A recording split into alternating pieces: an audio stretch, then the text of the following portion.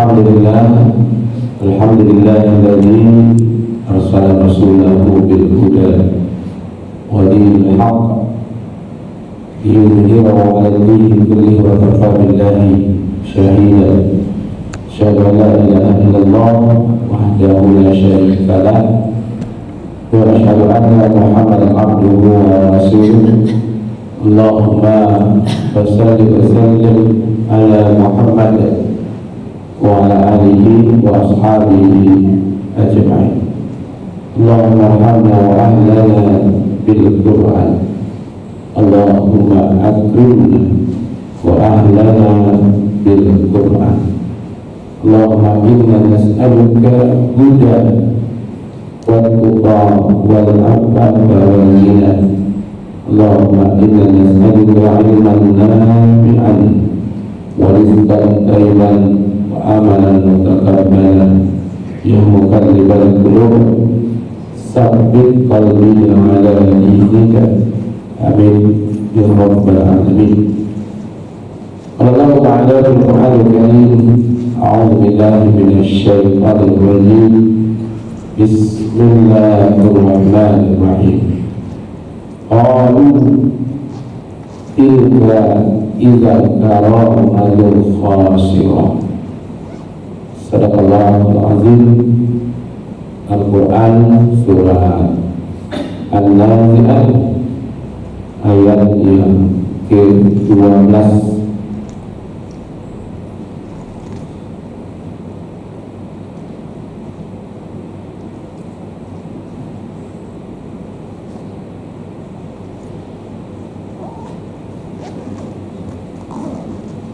Terjemahannya berlindung kepada Allah dari godaan setan yang terkutuk atas nama Allah yang Maha Pemurah lagi Maha Penyayang. Mereka berkata, kalau demikian itu adalah suatu pengembalian yang merugikan. Al-Quran surah An-Nazi'at ayatnya ke-12. Bapak Ibu yang kita hormati, alhamdulillah kita bersyukur kepada Allah. Selawat kepada Nabi kita Muhammad sallallahu alaihi wasallam. Allahumma shalli wa sallim ala Muhammad wa ala alihi wa ashabihi ajma'in. Bapak Ibu, kita lanjutkan kajian kita pagi ini tentang surah An-Nazi'at, yaitu ayat yang ke-12. Qalu, mereka berkata. Mereka di sini adalah orang-orang Quraisy, orang-orang kafir Quraisy yang tidak percaya bahwa mereka akan dibangkitkan, tidak percaya adanya hari berbangkit, tidak percaya bahwa manusia akan dikembalikan utuh seperti manusia yang hidup di dunia. Mereka mengejek masa iya dengan tulang belulang yang sudah hancur, yang sudah manusia yang sudah musnah, kemudian kembali diciptakan, kembali dibangkitkan, lalu diminta pertanggungjawabannya. Itu yang mereka tidak percaya, karena menurut mereka hidup itu hanya di dunia saja. Masa iya manusia yang sudah hancur, ya, yang tidak jadi tanah, ialah tulang-tulangnya kok bisa. Lalu Allah ya menjelaskan kepada manusia bahwa tentang orang beriman itu ya meyakini salah satu di antaranya adalah hari kiamat. Maka rukun iman salah satunya percaya kepada hari kiamat. Nah, hari kiamat berarti ada hari berbangkit. Makanya kita sekurang-kurangnya sehari semalam itu 7 kali itu mengucapkan kalimat Maliki Yaumiddin, ya kan? Yang maha menguasai hari perbalasan, ya kan? Nah, ini masih di Makkah. Mereka tidak percaya kalau akan dibangkitkan manusia. Nah, salah satu cara mereka menolak itu dengan mengatakan kalau ia belum kembali berbangkit, lalu manusia ini diciptakan utuh kembali setelah hancur, dia rugilah kami kalau gitu. Betul lagi kalian, kami rugi, itu bahasanya itu. Makanya mereka mengatakan kalau yo ditilka itu, ya, kalau seandainya apa yang dikatakan itu benar, bahwa manusia itu dibangkitkan, manusia itu diciptakan kembali utuh, kemudian diminta bertanggung jawabannya, ya rugilah kami kalau itu. Untung lagu ibu nanti, ya kan? Kira-kira seperti itu bahasa sederhana. Jadi ini perkataan mereka ini sebenarnya dalam rangka juga menolak, ya kan, pengembalian. Cuma bahasanya koyo batu ibu menang lah ibu nanti itu, ya kan? Kalahlah kami, rugilah kami, karena ibarat kami nanti koyo. Kira seperti itu ya. Mereka ungkapkan kepada Nabi. Maka khasirun, kamilah menjadi orang yang rugi.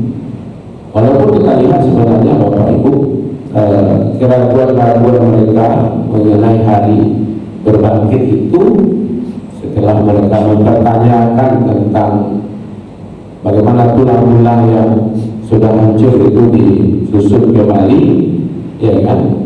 Mereka mengejek, ya kan? Kalau itu terjadi, maka pengembalian yang merugikan bagi kami. Nah, tapi Bu Hamka sedikit agak mengkaji lebih dalam. Ini dengan kalimat rugilah kami itu sebenarnya tersirat, ya, bahwa mereka itu kalau seandainya nanti dibangkitkan, berarti posisi mereka berada di dalam kelompok yang diazab. Maka keluar kalimat yang beruntung orang yang beriman, yang rugi adalah orang kafir. Kenapa mereka rugi? Karena mereka tidak mempersiapkan dirinya karena dengan iman dan amalnya. Maka itu sebenarnya ada juga terselip kuyu nanti ya azablah kami. Itu yang dimaksud kata beliau bahwa mereka akan mendapatkan azab, ya kan? Ini menunjukkan bahwa mereka sadar akan kejahatan yang mereka lakukan, tetapi tetap menolak percaya pada hari berbangkit itu. Itu yang dilihat dari pernyataan ini. Qalu tilka idzan qaramatun khasirun. Mereka mengatakan kalau memang ada hari berbangkit, maka kami termasuk orang-orang kelompok orang-orang yang rugi. Nanti itu kan dua saja tuh, orang-orang yang bahagia dan orang-orang yang menderita, itu aja, ya kan? Kalau orang-orang beriman, ya kan, orang-orang yang mempersiapkan bekalnya hari ini, ya kan, maka besok adalah bahagia. Sebenarnya hidup yang penting itu di dunia atau akhirat? Hah? Akhirat. Yang penting itu hidup di dunia. Ya, karena akhirat itu hasil, ya kan? Jadi penting itu ya dunia ini. Karena penentuan kita di akhirat itu di dunia. Makanya dunia ini mau digunakan untuk dunia atau untuk kehidupan di akhirat. Maka penentuannya itu kini, kalau itu mana yang penting? Ya dunia ini penting persiapkan ingin bahagia besok atau menderita. Maka itu berbeda sekarang, Pak.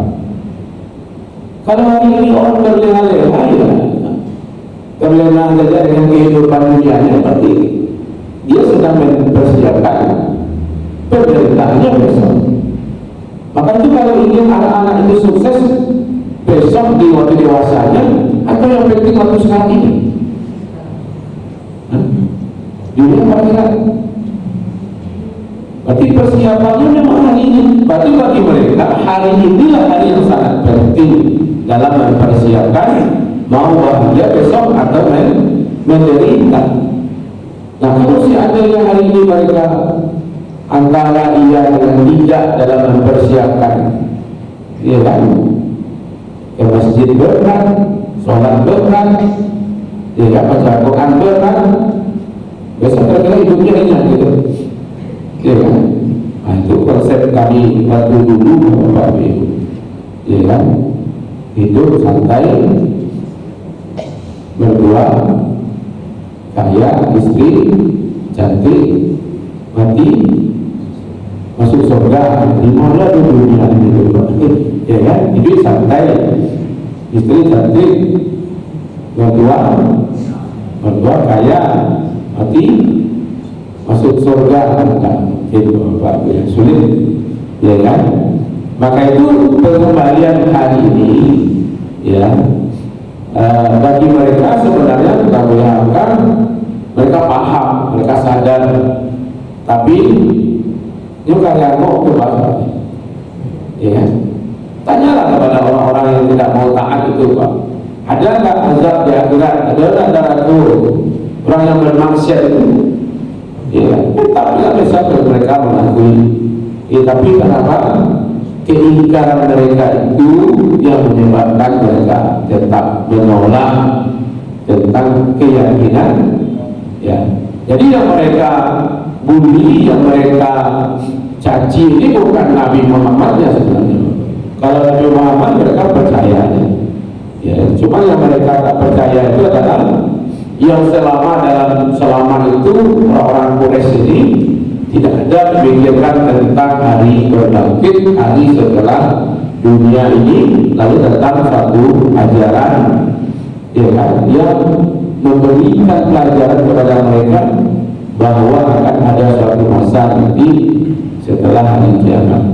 Kalau soal mati, pasti mereka percaya, karena kan ayat ini membicarakan tentang kematian, kan.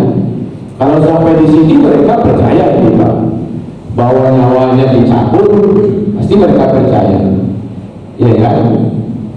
Malaikat turun dari langit, ya kan. Yang tidak percaya itu kan di sini, ya. Mulai tidak percaya itu ada tiupan pertama, tiupan kedua, ya kan, manusia yang luar biasa takutnya, ini yang mereka percaya. Apakah akan dikembalikan tulang-tulang yang sudah hancur ini? Di sini mereka tidak percaya, ya kan. Kalau soal mati itu mereka sudah banyak mengalami kematian. Seolah-olah mereka hanya mengatakan kalau sudah mati habis, ya kan. Saya yang sudah hancur seperti ini, ya kan, tulang-tulang yang sudah begini nanti, itu yang mereka tidak percaya, ya kan. Bahwa kalau ada hari dibangkitkan, tentu tidak hanya sekedar dibangkitkan saja, itu diminta pertanggungjawabannya, itu sebenarnya. Maka itu ada di falaqal mauta wal hayata liyabluwakum ayyukum ahsanu amalan. Maka itu dari kehidupan pertama sampai kematian yang kedua, yang bahasanya fa'ahyakum tsumma yumitukum, maka kami hidupkan kamu, kemudian kami matikan kamu, ya kan. Hidup yang pertama dengan kematian, mati yang kedua, disitulah masa ahsanu amalan. Kalau itu dipersiapkan, ya kan, tentu kebahagiaan nanti di akhirat. Dan sekarang mereka tidak percaya, tentu mereka tidak mempersiapkan ini. Kita bisa bertahan ke masjid setiap hari, setiap waktu, kan karena ada dorongan akhirat itu. ada akhirat, Pak? Hah? Kalau tidak ada hari pembalasan, ya kan? Rasanya ya tidak adil lah buat apa? Hari ini ada orang yang berbuat maksiat, ada yang taat, kok nanti mati habis saja? Tapi tidak adil rasanya. Jadi orang-orang yang dizalimi hari ini, ya kan? Bilanya masuk di menerima itu. Sementara waktu mereka bebas dengan kezaliman mereka ketika hidup di dunia. Ada makhluk akhirat. Tentu beruntunglah orang-orang yang menzalimi, beruntunglah orang-orang yang dizalimi. Justru sebenarnya dengan adanya akhirat ini, itulah tegak keadilan. Hakimin itu, hakim yang sebenar-benar adil itu kan ada nanti di akhirat gitu. Jadi beruntunglah kita hari ini yang mempersiapkan persiapan akhirat, dan rugilah orang-orang yang tidak mempersiapkan. Dan mereka yang tidak percaya bahwa ada hari pembalasan pun menganggap rugilah kami nanti kalau seandainya memang ada hari berbangkit. Nah, kita bayangkan sebenarnya mereka paham bahwa karena mereka tidak mempersiapkannya. Nah, ejekan orang-orang kafir ini, kata Hasbi, menunjukkan sikap sinis terhadap ajaran tentang hari kebangkitan. Ya kan? Mencemooh, membuli, ya kan? Menentang ajaran agama yang mengadakan bahwa ada hari berakhir, hari akhirat. Makanya coba lihat ada orang yang tidak percaya kepada akhirat itu, dengan wajahnya pun kan sinis ya, masa ya ada itu dongeng, kan itu nampak mimik wajahnya itu, ya kan nampak, kan ada itu yang masih hidup orang sekarang itu, yang kemarin itu menganggap dongeng akhirat kan, dan cara dia ngomong itu wajahnya saya tengok memang sinis, ya kan? Orang-orang yang tidak percaya dengan yang menganggap akhirat itu adalah dongeng, cerita. Ya kalau sekarang kan betul Pak, kita ini cerita-cerita aja seperti ini. Bahwa bentuk kesabaran akhirat itu kan tak ada yang lebih baik, kecuali membayangkan cari itu. Yang asli itu, yang fakta itu memang dunia. Betul. Kalau akhirat ini cerita, tapi kita yakin dengan cerita ini. Ya. Tapi suatu saat nanti akhirat menjadi nyata, dunia tinggal cerita. Ya kan, minta juga kembali di dunia tak bisa juga. Jadi mereka menganggap bahwa jika kebangkitan benar-benar terjadi, mereka tidak akan beruntung.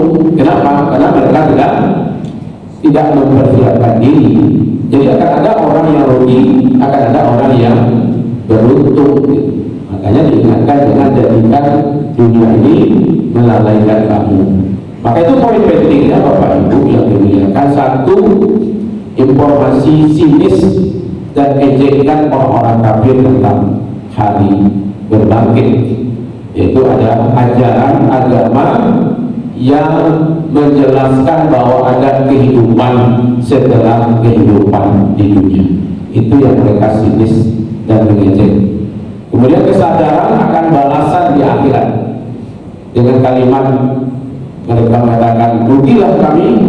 Itu ada yang terselip di situ bahwa mereka antara percaya dengan tidak, karena tidak mempersiapkan, ya kan, maka tentu kerugian besar yang mereka hadapi.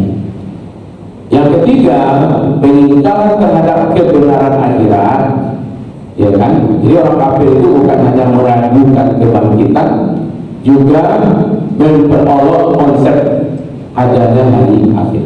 Ini menunjukkan ketidakpercayaan yang mendalam terhadap kebenaran. Kalau sekarang orang masih ada tak yang tidak percaya dengan hari akhir? Masih. Walaupun orang yang beragama banyak, yang tidak beragama juga banyak. Ya kan? Mereka tidak percaya. Kalau ada yang percaya pun antara iya dan tidak saja.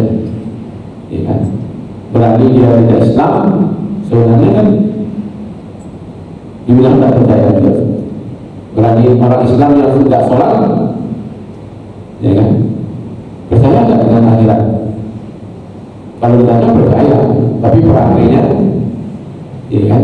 Perangainya yang tidak percaya. Kemudian penghinaan terhadap kehidupan setelah mati dengan mengejek, dengan mengatakan bahwa kebangkitan adalah suatu kembalian yang merugikan. Jadi mereka bukan tidak hanya percaya saja, tapi juga merendahkan, mengejek, meremehkan. Jadi mereka merendahkan konsep kehidupan setelah mati.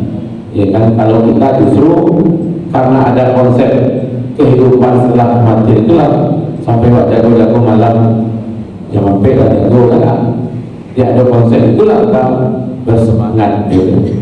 Nah pertanyaannya Bapak Ibu yang dimuliakan, kenapa orang-orang Makkah tidak percaya dengan akhirat? Itu yang jadi masalah, ya kan? Pertama karena memang keterbatasan pemahaman, mereka hanya merasionalkan tentang kehidupan dunia, ya kan? Menolak hal yang gaib. Bagi Islam gaib itu sudah utama. Makanya alif lam mim zalikal kitabul la raiba fihi hudan lil muttaqin alladzina yu'minuna bil ghaib.